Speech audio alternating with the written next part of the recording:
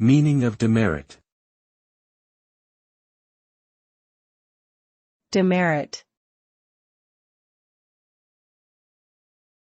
Demerit.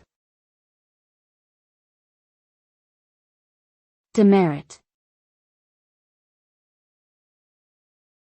Demerit. The term demerit refers to a mark of censure or punishment awarded for a fault or misdeed. It is often used in the context of schools, where demerit points may be given to students for various infractions such as breaking rules, being late, or failing to complete homework assignments.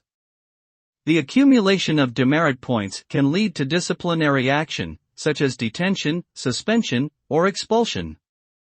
Demerits serve as a means of promoting good behavior and ensuring adherence to established standards of conduct, and can have a significant impact on a student's academic and personal development.